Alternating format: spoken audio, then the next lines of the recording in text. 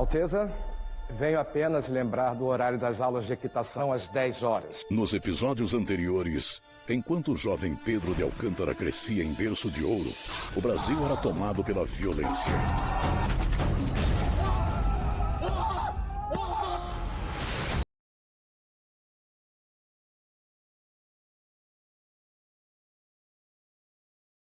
De ferro de homens como Feijó. O que nos recomenda, ministro?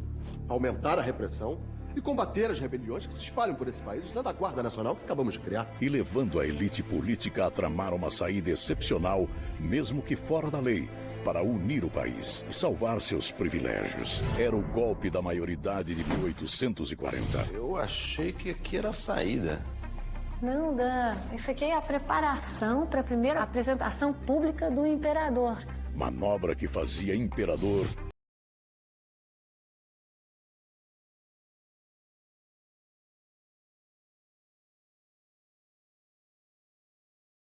acalmar o país e se mostraria disposto a modernizar estas terras com a ajuda de visionários como Mauá, um imperador erudito que se dedicaria à criação de um projeto de país brasileiro. Mas nada faria para corrigir a maior de nossas injustiças, a escravidão.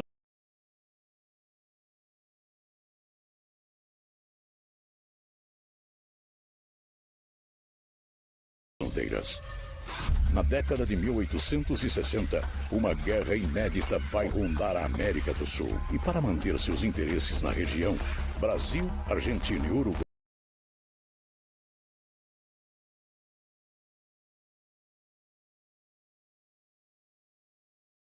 arrasta por longos 5 anos. E só termina com a morte do paraguaio Solano Lopes, caçado a mando pessoal de Dom Pedro II. Mi alma al Paraguai! Uma vitória infame para o seu império e o começo de seu fim.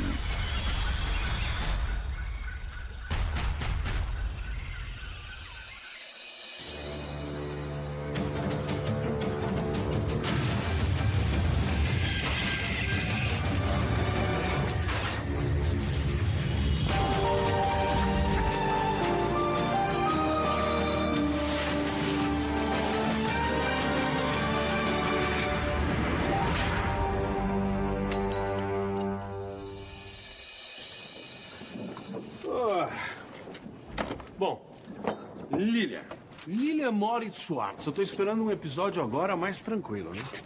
Não, porque olha só, a gente acabou de acabar a Guerra do Paraguai, 5 anos de intensa batalha. Não é verdade? Posso ficar tranquilo, teremos um episódio mais suave.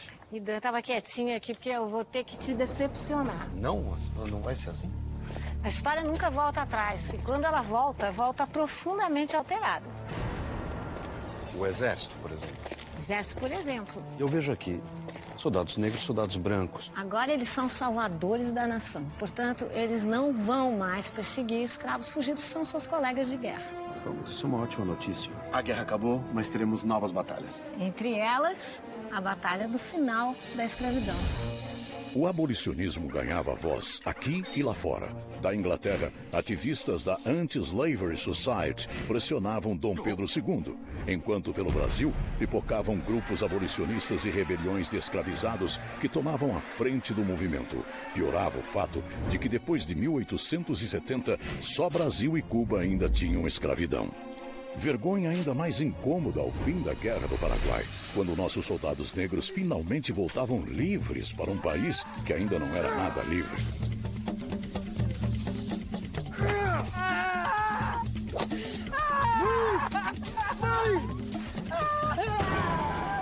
Soltem eles, seus escravistas desumanos! Esse tipo de crueldade está com os dias contados! Isso é que dá. Aforrear essa gente. Tá vendo como são violentos? Nós temos que acabar com isso, gente! Vocês ouviram? Somos todos responsáveis por esses crimes!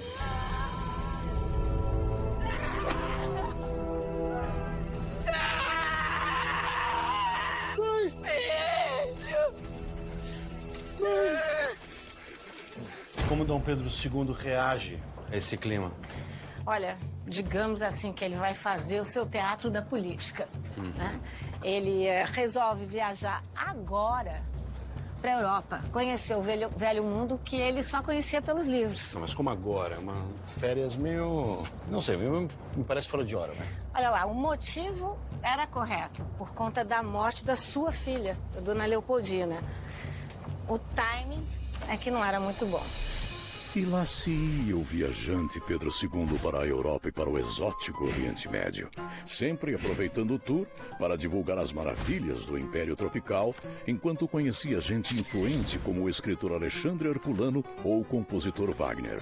E mesmo fazendo propaganda do Brasil, cada vez mais com a cabeça longe de nossos problemas de verdade. A impressão que dá é que Dom Pedro II vive num, sei lá, num mundo paralelo. Quem governa quando ele viaja? Ué, quem governa é a sua filha, a princesa Isabel. Ah, então a gente já foi governado por uma mulher.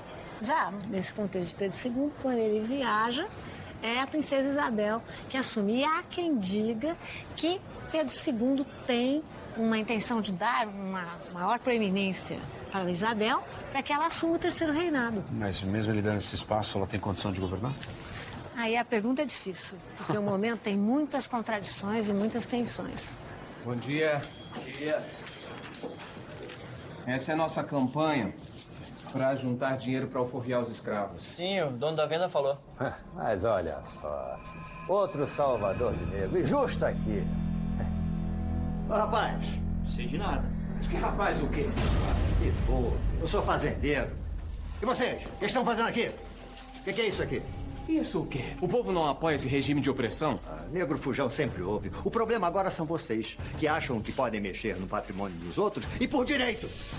Pelo contrário. Você não vê que ter escravos é o que impede o nosso país de progredir? Tem capital envolvido nisso. Tem capital envolvido nisso. Me diz como plantar café sem esse tipo de mão de obra. Anda, me diz. Pois saiba, Vossa Senhoria, que as rebeliões estouraram em todo o país, independentemente do que vocês pensam. Quer vocês queiram ou não, a justiça será feita.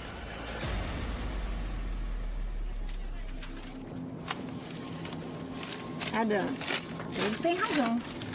A abolição vai acontecendo, a revelia da monarquia que só adia o problema. Os abolicionistas conseguiram fazer a justiça, como eu disse? Vão fazendo também a despeito do Império. Eles organizam campanhas, concertos, peças, sempre para arrecadar fundos e conseguir alforrias. E como alguns deles eram políticos, profissionais liberais, eles advogavam. Você conhece o caso formidável do Luiz Gama? Que libertou 500... Andei estudando, não dá pra falar com você. 500 o quê? 500 escravos. Escravizados. Isso, né? Libertos, legalmente.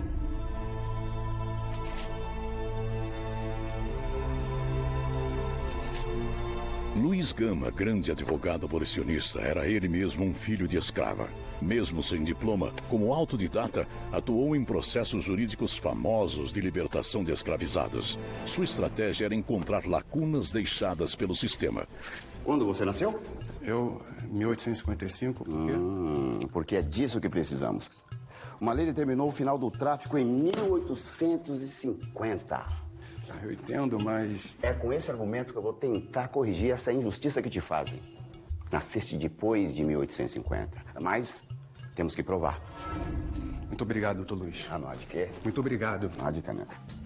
Luiz Gama também defenderia muitos escravizados maltratados por seus senhores, com argumentos que assustavam fazendeiros e autoridades e que lhe renderam várias ameaças de morte. Um desses argumentos dizia que...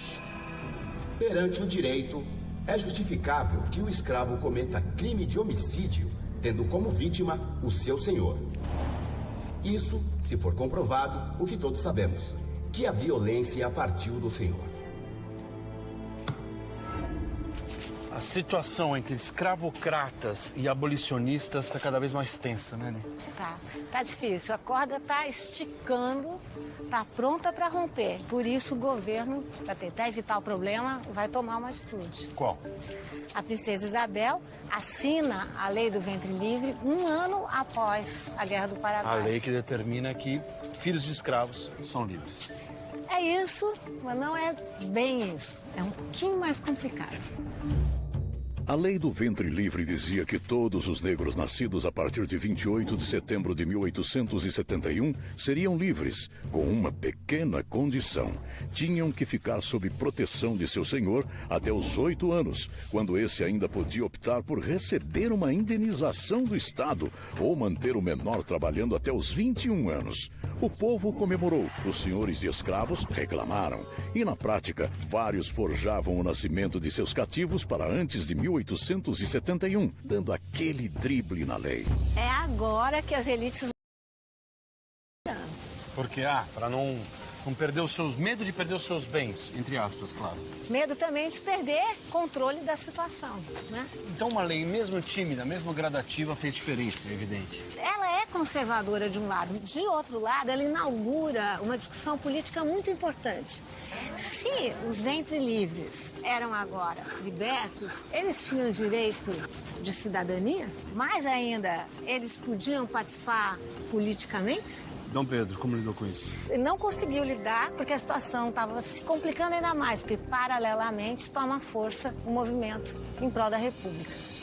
Pipocavam pelo Brasil grupos políticos afastados da realeza.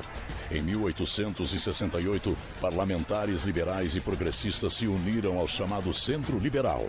Em 1870, no jornal A República, é lançado o Manifesto Republicano Brasileiro.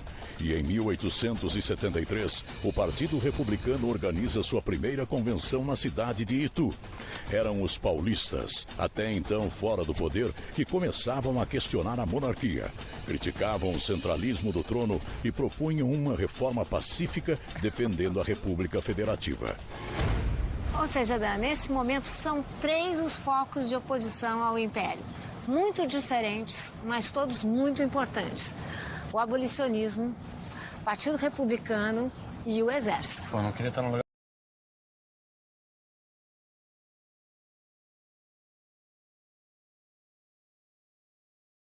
Outras partes do mundo. Agora? Eu nem sabia que ele tinha botado a outra. O cartão de milhares tá bombando, hein, Dom Pedro? Nessa segunda viagem de 1876, Dom Pedro II passa por Estados Unidos, Canadá, Alemanha, Dinamarca, Suécia, Noruega, Rússia, Turquia, Grécia, Áustria, Bélgica, Holanda, Suíça, Portugal e França, com uma esticada por Oriente Médio e África, e sempre acompanhado de sua pequenina comitiva de 200 pessoas.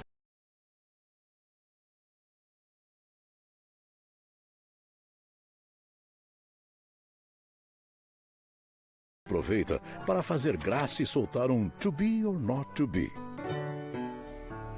Ser ou não ser um imperador?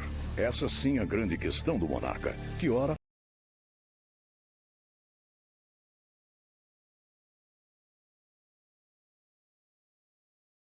tratamento comum e dispensava veste real no dia a dia. Um governante cada vez mais isolado no poder, acusado pelos gastos exorbitantes da coroa e, como todo bom político, exposto a escândalos. Em 17 de março de 1882, joias raras da Imperatriz Teresa Cristina foram roubadas do Paço. A polícia logo descobriu o ladrão, Manuel Paiva, e recuperou as joias escondidas em latas de manteiga. Mas Paiva, mesmo confessando o crime, nunca foi preso. E a repercussão foi catastrófica. Dom Pedro II acabou acusado de acobertar o crime porque, dizia a imprensa, tinha violentado a filha de Paiva e temia retaliação. Boato ou não, era a figura do imperador destruída, pouco a pouco, pelos jornais. Pelo menos tem liberdade de imprensa. Ah, isso tinha, Dan. Porque, vou te dar um exemplo. Sabe quem é que era mais criticado nas páginas dos jornais? Quem? O próprio imperador. Ó, aqui eles estão tirando sarro da revolta do Vintém, ó. Um movimento que estoura quando a tarifa dos bondes aumenta em R$20, um vintém, levando 4.000 pessoas a protestar no Rio. E para reprimi-los, o exército. Até que um comandante atingido por uma pedra resolve ordenar fogo e a manifestação acaba em tiroteio com feridos e mortos. E o aumento de R$20, com tremenda repercussão negativa, acaba cancelado. Isso me lembra aquelas manifestações de 2013, 20 centavos. Então, muitas vezes o passado parece muito diferente, mas ele pode ser muito próximo do presente. Só que, visto de perto, tudo é bem diferente. Claro. Olha aqui, por exemplo, Vem cá ver, Dan. Hoje, cúmulo da maldade, nem são livres para morrer. Prende-os a mesma corrente, férrea, lúgubre serpente, nas roscas da escravidão. E assim, zombando da morte, dança lúgubre coorte ao som do açoite e risão.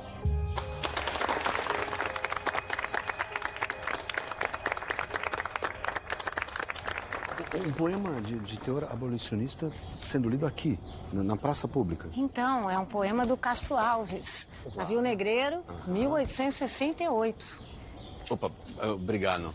Mas, então o abolicionismo, o movimento abolicionista está ficando popular? Na verdade, foram os próprios escravizados que começam o movimento denunciando com seus atos o horror desse sistema de trabalho.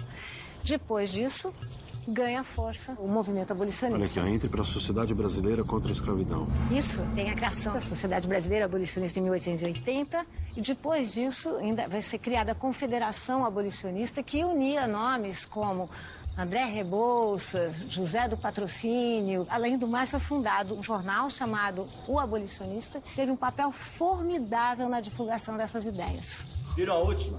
Greve nos portos. Então, Dan, isso aqui é a Sociedade Cearense pela Libertação, que vai incentivar os estivadores nos portos para cruzarem os braços. E eles cruzam. E com isso, o que acontece? Acaba o tráfico interno de escravizados do Ceará para o sul do país. Pra você ter uma ideia, em 1884, diferente do que a gente imagina, o Ceará toma a dianteira e abole a escravidão. Alguns meses depois, quem abole? A Amazonas. Então você veja que a abolição ia virando uma questão supranacional. O José do Patrocínio vai falar. Quem? José do Patrocínio. José do Patrocínio era um orador emocionado que adorava falar ao povo. Filho de um padre com sua escrava de 13 anos, começou a vida como farmacêutico, mas terminou jornalista e político. Foi redator do jornal abolicionista A Gazeta de Notícias e durante 10 anos dedicou-se quase que integralmente à libertação dos escravos. Caros amigos, eu peço um minutinho da atenção de vocês. O problema da escravidão colocou-se definitivamente para nosso país e pede uma solução. O véu espesso, em que até hoje o império oculta aos olhos do mundo. Essa medonha monstruosidade está para cair. A humanidade civilizada precisa começar a olhar para dentro do Brasil. E agora? Porque precisamos de você. De você, meu companheiro. Não devemos permitir jamais uma atrocidade dessas. Vamos lutar juntos. Somos uma família. Joaquim Nabuco, Luiz Gama, André Rebouças, José do Patrocínio, são esses os heróis. São os heróis da abolição. Esses são alguns, não é? Mas existiam muitas formas de resistência escrava para além desses nomes que você citou. Os escravizados, ex-libertos, libertos e populares. Então vou me corrigir, não são só os abolicionistas e os políticos brancos que fazem a abolição. É que os escravizados não vão ficar de braços cruzados esperando os abolicionistas agirem. Claro. Vão fugir, vão se amotinar, vão aproveitar da negligência das autoridades. Sim, a ideia de abolição toma conta do Jornal país. do Comércio, a Onda, a Abolição, a Redenção. Posso trabalhar? Poxa, legal, Tudo obrigado. jornal abolicionista. E tem muito mais, Dan. E o livrinho, para poder ler no bonde? Eu não sei se vou ter tempo de ler tudo isso, cara. Olha, Dan, a onda abolicionista vai tomar, inclusive, os artistas. O quê? Tá. Fica tranquilo, um dia vai ter valor. Entre 1880 e 1884, mais de 60 espetáculos divulgaram a causa abolicionista pelo Brasil. Nossos teatros recebiam peças como A Cabana do Pai Tomás, clássico do abolicionismo mundial. Apresentações baseadas na obra anti-escravista dos irmãos Arthur e Aloysio Azevedo. E até concertos do compositor Carlos Gomes, outro que apoiava a causa. Nesses espetáculos, era comum arrecadar dinheiro para libertar os escravizados, às vezes no próprio palco. Enquanto Enquanto pelas ruas, artistas saíam declamando poesia ou distribuindo, como hoje, suas rimas de protesto. Teve alguma reação a essa adesão dos artistas? Olha, em geral não acontecia nada, né? Mas no caso desse livro, Escravocrata, do Arthur Azevedo e do Urbano Duarte, é uma peça que foi censurada por desacato à moral. E aí virou livro? Aí virou livro. Os artistas tiveram um papel fundamental, porque ajudaram também a desestabilizar a escravidão. Até então, ter um escravo era natural. Ter muitos era sinal de prestígio e riqueza. A partir de então, ficar mostrando os escravos era um ato reprovável. Sim, então é um processo de mudança de mentalidade. Mas como toda mudança de mentalidade, é bem lenta. E o Império vai tentar prorrogar a situação enquanto pode. Entendi. Tanto é que nós vamos ver uma lei daqui a pouco em que, novamente, o Segundo Reinado tenta aliviar a situação geral, mas sem acabar com a escravidão. A Lei dos Sexagenários de 1885 libertava os escravos com mais de 60 anos, mas exigia 3 anos de trabalho para o senhor de graça antes da liberdade. Previa ainda indenização para os donos de cativos e multa para quem ajudasse escravos fugitivos. Decisão, sem dúvida, extremamente conservadora, que em vez de acalmar a situação, acabou provocando a população. Liberdade! Liberdade! Ei, arruaceiro! Alto lá! Eu sou livre! A situação de Dom Pedro II não tá nada boa, hein? Não, na verdade tá insustentável. E como é que ele controla isso? Não controla, Dan. Cuidado. As rebeliões, olha, por toda parte. Nas fazendas cafeeiras, os senhores já previam o final do regime. Como boa parte de seu capital estava imobilizado em escravos, passaram a exigir uma jornada ainda mais carregada de trabalho, o que significava mais repressão. Em 7 de outubro de 1886, Cuba abole a escravidão. Com isso, a essa altura, o Brasil segue como o único país do mundo ocidental a admitir trabalho escravo em seu território. Você quer descansar? Eu ajudo você.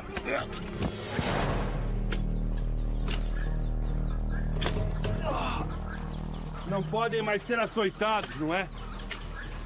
Estão cheios de direitos agora.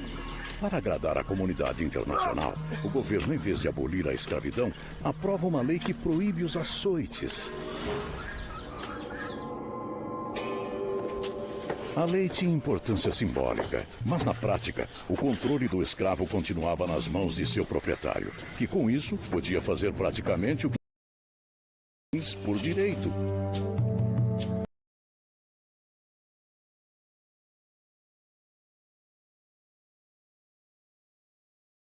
Agora, você não se mexe. Nem se quiser.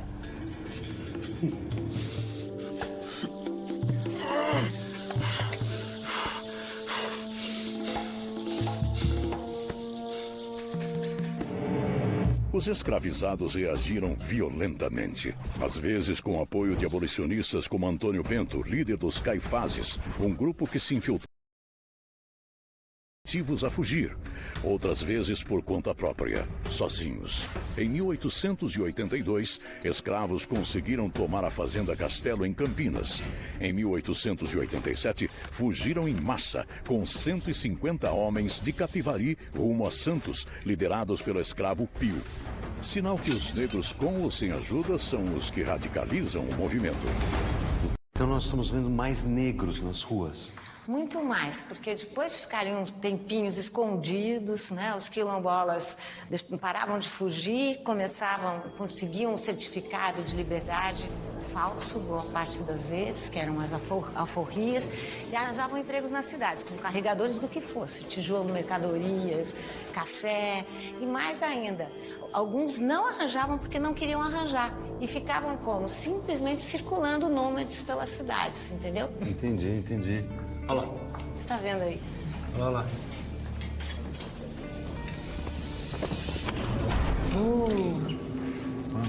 Nossa.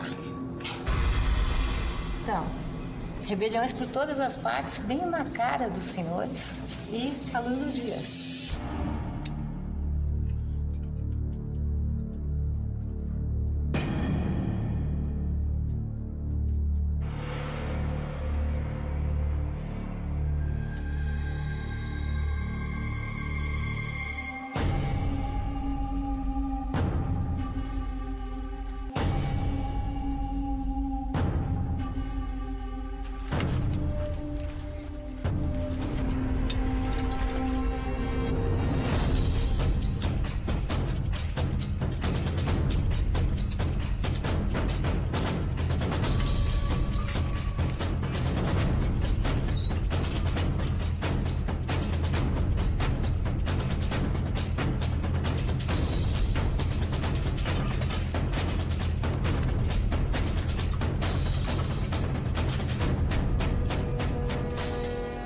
Cientes de que a escravidão perdia a legitimidade e o consenso, grupos de escravos ficavam mais ousados, apesar de saber que corriam riscos.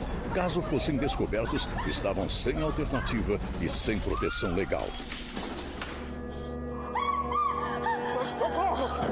Clemência.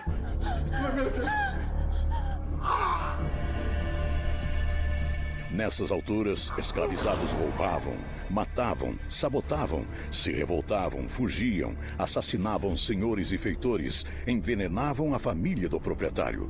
O fato é que a liberdade não era mais um sonho, e sim uma exigência.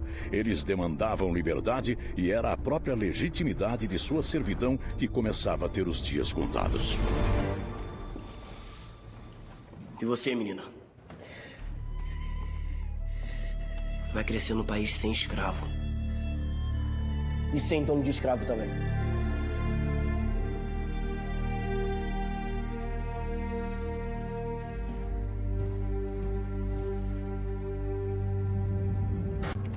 Os escravizados fugiam para os quilombos, vários deles no Rio de Janeiro. Quilombo Raimundo, no Engenho Novo. Miguel Dias, no Catumbi. Padre Ricardo, na Penha. Quilombo Clap, em Niterói. E Quilombo do Leblon.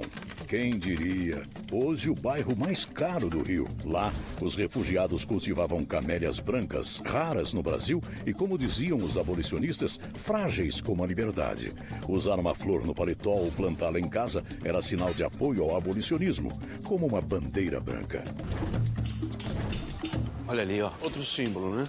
Então, esse símbolo mostra, quer dizer... Bandeira branca. Isso, quer dizer o quê? Que ele acolhe escravizados fugidos e quilombolas também. Num armazém. É, mas não é qualquer armazém. Claro. Esse é o armazém do José de Seixas e Magalhães, que é um comerciante português que pertence à Confederação Abolicionista. Inclusive, na chácara dele, ele tem uma espécie de quilombo. Boa tarde, senhor. Você viu um negro mal encarado passando por aqui? Olha, não sei se é o mesmo sujeito, mas teve um que veio aqui, derrubou minhas coisas, ainda ficou me encarando. Foi pra lá, Vem, lá. Vem.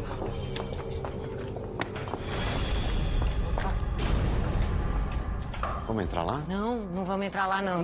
Como você pode ver, a controvérsia está aqui por todo lado. Está parecendo quase uma guerra civil. Tem razão. Eu acho que a gente deve sair daqui.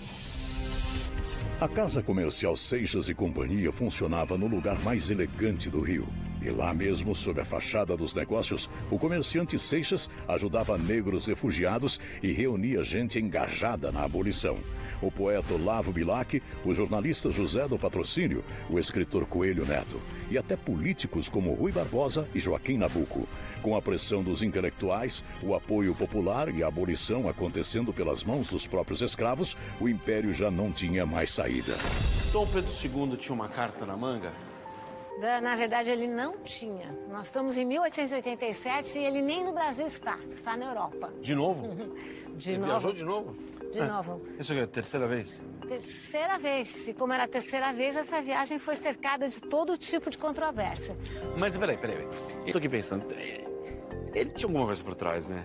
Ele não podia ser tão inocente assim.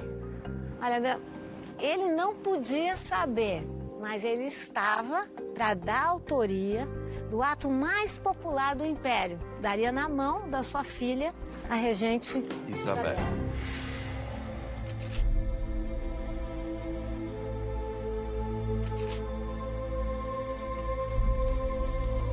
A rapidez com que a Lei Áurea foi escrita e aprovada mostrava o quanto chegava atrasada. Seu texto, debatido pela Câmara e pelo Senado, chegou às mãos da Princesa Isabel no dia 13 de maio de 1888, que o assinou junto com o conselheiro Rodrigo Augusto da Silva.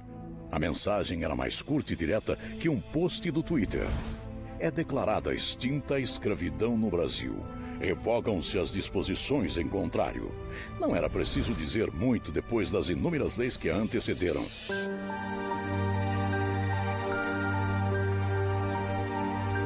Depois de 400 anos adiando o fim do regime escravocrata, o Brasil finalmente se tornava o último país da América a aboli-lo, libertando 700 mil escravos. Meus amigos, no dia de hoje está extinta no Brasil a lei da escravidão. Muito obrigado. Conseguimos, amigos. Estrategicamente, essa tática, essa ideia de Dom Pedro dá muito certo, né? Porque a princesa Isabel, ela ficou... Vivas a princesa Isabel. Opa. Uma camélia pra você. Muito obrigada. Camélia. Poxa, obrigado. Viu só? Ela ficou conhecida como a Redentora. Então, e praticamente só ela, não é injusto com todo o resto. Os escravizados, os abolicionistas, sobretudo. O Império, infelizmente, apresentou a abolição como um presente, quando, na verdade, ela foi, sobretudo, uma conquista dos escravizados. Sem dúvida. Bom, mas os negros agora estão livres. Mas é evidente que não são ainda vistos como iguais. Exatamente nessa época vão ficar muito conhecidas uma série de teorias raciais que vão ser absolutamente influentes nos anos seguintes, que estabeleciam que negros e, sobretudo, mestiços eram inferiores aos brancos. Por isso, na época, correu solto um ditado que dizia: a liberdade era negra, mas que a igualdade era apenas branca. Uma dessas teorias racistas era a obra do italiano Cesare Lombroso. Um mundo onde brancos estavam no topo, negros na base. E o pior de tudo era a mistura de raças. O mestiço, segundo a teoria, já nascia destinado a cometer crimes. A ideia era absurda, mas fez sucesso no Brasil. Em 1894, o médico Nina Rodrigues sugeriu duas leis diferentes para o povo. Uma para brancos, outra para negros. A ideia foi rejeitada, mas faz pensar até hoje num país onde a taxa de homicídios entre jovens é de 30% para brancos e 82% para negros. Fantasmas daquele passado. Mas os ex-escravizados apoiando a monarquia, isso não é contraditório? Então, Dan, é bem paradoxal, mas dá para entender, não é?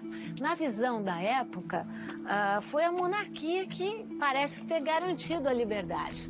Já do outro lado, os republicanos, os chamados paulistas, ninguém conhecia e todos desconfiavam, né? Entendi, não queriam trocar o certo pelo incerto. Exatamente. E a monarquia vai capitalizar esse sentimento da maneira que puder. Faltou um slogan, eu acho, tipo Yes, we can. Ainda em 1888, José do Patrocínio idealiza a Guarda Negra, uma força paralela composta só de libertos para defender a princesa Isabel e Pedro II, que já tinha voltado de viagem. A Guarda reprime manifestações contra o Império e é logo atacada pelos republicanos, que a chamam de ralé carioca e capoeiragem autorizada.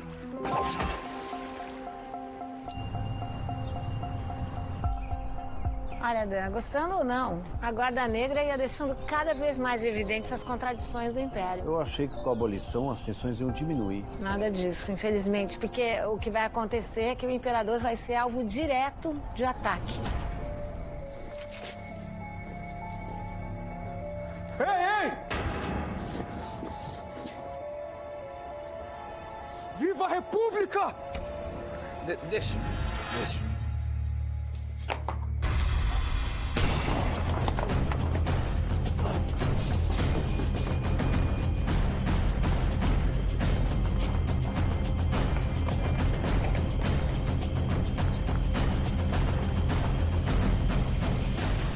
Vocês podem ver, o clima vai ficando cada vez mais radical.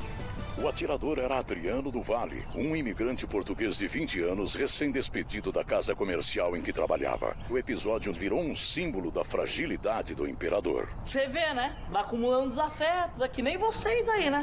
Já vieram 2 vezes aqui e não pagaram a conta. Ó a televisão. Olha lá. E agora vamos às últimas notícias da política. Monarquia em crise recebe 2 duros golpes de antigos aliados. Informações da corte indicam que o governo de Dom Pedro II caminha para um rompimento definitivo com a igreja e com o exército. Com a igreja, a crise vinha desde 1874, quando começou uma queda de braço com Dom Pedro II pela restrição da maçonaria e por mais poder. Com o exército, a crise vinha desde o fim da Guerra do Paraguai, quando o governo proibiu os militares de falar sobre política. E depois, em 1884, quis punir aqueles que elogiavam o movimento abolicionista do Ceará. É quando Deodoro da Fonseca, ainda um comandante de armas, compra a briga e acaba exonerado. Mas passa, daí em diante, a representar aqueles que pediam mais protagonismo para o exército, frente a um Pedro II cada vez mais fraco. Pois é, parece que cada vez menos gente está disposta a lutar ou rezar pela monarquia dos Bragança. O final do regime monárquico vai ser discutido assim, abertamente? O Dom Pedro II está com 64 anos, com a saúde frágil, os boatos sobre a abdicação vão ficando cada vez mais frequentes. Eu ainda diria que desde Dom Pedro I nós sabemos o que acontece a governos sem base de sustentação. De fato, Boechat, mas agora uma pausa, porque nem só de desgraça vive a monarquia. A Ilha Fiscal recebe hoje à noite um grandioso baile de gala em homenagem à Marinha do Chile. Baile que contará com a ilustre presença de Dom Pedro II e da família real em toda a sua pompa. Baile? Numa hora dessa, baile? Vamos lá olhar onde é. Vamos.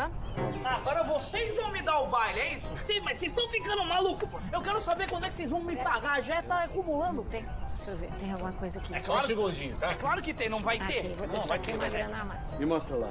Tchau, parceiro. Tchau. Obrigada, hein? Vamos. Tá bem, Bora. até mais, viu? Pode voltar, é só pagar, viu? Aí, deixaram uma nota alta, pelo menos, aqui, ó. O que é isso? Uma nota de R$1.000? Mas... Eu vou ter que arrumar uma máquina do tempo pra trocar isso aqui agora. O baile da Ilha Fiscal homenageava oficiais chilenos e seria o acontecimento mais suntuoso do Império. 3.000 convidados, 10.000 litros de cerveja e 304 caixas de vinho. E um cardápio que consumiu 800 quilos de camarão, 500 perus, 1.300 frangos, 64 fazões, 20.000 sanduíches e 14.000 sorvetes. Então foi aqui. Isso mesmo. Dom Pedro chega de manhã, vindo de Petrópolis, inaugura um hospital, preside uma sessão do Conselho de Ministros. Tudo muito tranquilo. No meio do caos. E à noite ainda tem o baile para se divertir. Só que ele não vai se divertir muito, não, Dan. Na verdade, como nós vamos ver aqui, esse vai ser o último baile da monarquia. Dom Pedro II chegou depois dos convidados e teria tropeçado na entrada. A monarquia escorrega, mas não cai. Bailou ao lado de liberais e conservadores da corte e dos barões do café. Uma lista de convidados que deixava de fora o povo, como era de se esperar. E, para surpresa de muitos, o alto comando das Forças Armadas.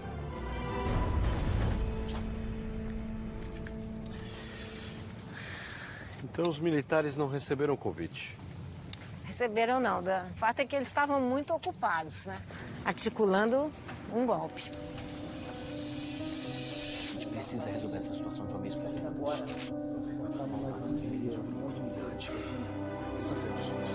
Quando tentamos outra oportunidade? Nós precisamos ser ágeis.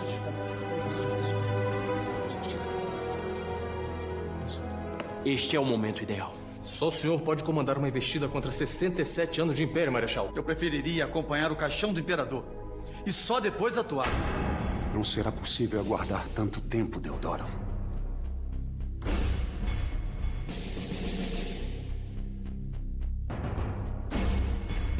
Como esperar? O senhor sabe como anda a situação na monarquia. E ainda dizem por aí que ela quer prender alguns de nós. Marechal, não há mais nada a esperar desse regime. Sua Alteza é um senhor de idade. E os senhores sabem o quanto eu respeito.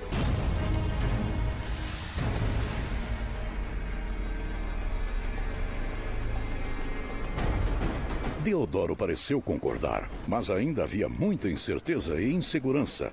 Era 10 de novembro e restavam apenas 5 dias para o final da monarquia no Brasil. Aqui estamos nós, Praça da República. Eu vou te dizer como eu imagino, tá? Tá. O Marechal Deodoro entrando, cavalo branco, uma galera e proclamação da República. Pá! Ih, Sim. Xida, vai ser bem menos poético do que você imagina. Em 14 de novembro de 1889, Solon espalha um boato que o governo pedia a prisão de Deodoro e Benjamin Constant e suas forças iam atacar o exército. Comunicado às 11 da noite, Deodoro vai ao campo de Santana, onde 600 soldados o esperavam, mas não para brigar. Ali, apenas se decide que Visconde de Ouro Preto, o presidente do Conselho dos Ministros, deve se demitir. E Deodoro, ainda se fazendo muito amigo do imperador, diz que vai sugerir pessoalmente a Pedro II um novo governo. Não, peraí. Isso quer dizer o quê? Que o Marechal Deodoro não deu o grito? Não deu. Não deu. Não é possível. Não deu. Ah, Lília, presta atenção, não deu. A deu. vida inteira me falaram que foi ele. Bom, tarde demais. Peraí, vamos em etapas. Ele era marechal? Ele era marechal. Ele chamava Deodoro? Chamava Deodoro. Mas não deu grito? Entrou de cavalo. Entrou de cavalo e não deu grito? Não deu grito. Nossa república não será proclamada oficialmente, muito menos em voz alta. E Dom Pedro, ele sabe que isso está acontecendo e o quê? Ele fica tranquilo? Não vai ficar tranquilo, mas a gente vai ter que ir pro passo para entender essa história, tá bom? Vamos lá. Dom Pedro II cometeria ainda um último erro. Trocou Ouro Preto. Sim, mas pelo gaúcho Silveira Martins. Só por acaso, um grande inimigo de Deodoro. O tiro no pé fez o monarquista Deodoro jogar a toalha em nome da República. Novidade que viria bem à brasileira, sem grito, nem festa e nem a participação do povo. No dia 16 de novembro, o anúncio foi lido na Câmara do Rio e publicado pelo Diário Oficial. O Brasil era finalmente uma república e tinha novo dono. Faltava só despejar o antigo. Hoje, às 15 horas, Dom Pedro II recebeu um comunicado que avisava o banimento da família real, que tinha 24 horas para partir.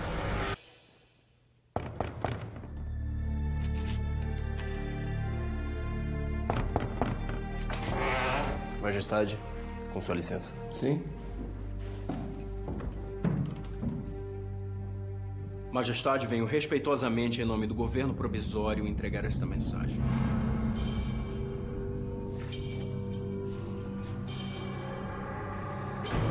A família imperial tem 24 horas para deixar o país.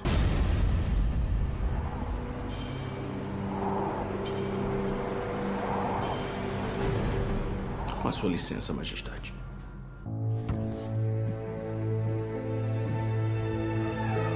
Apesar de ainda não estar totalmente convencido, o monarca passa o dia com a família lendo revistas científicas. Decide fixar sua partida para as 14h do dia 17. Esses brasileiros devem estar apenas se divertindo. Logo, logo eu reverto a situação. No entanto, o fantasma da monarquia parecia tão vivo que o governo provisório decretou a saída imediata na madrugada do mesmo dia.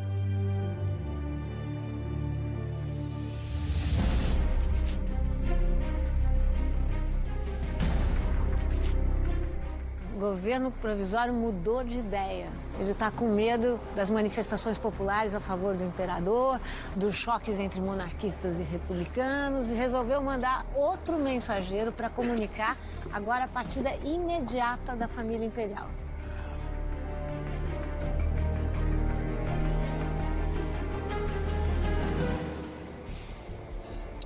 Deodoro está por trás disso. Está sim, senhor. Ele é o novo chefe do governo. Estão todos loucos. Loucos.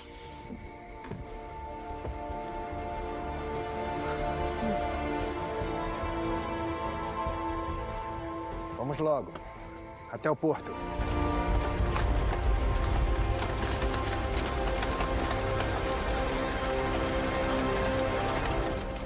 Essa partida assim no meio da madrugada me lembra fuga.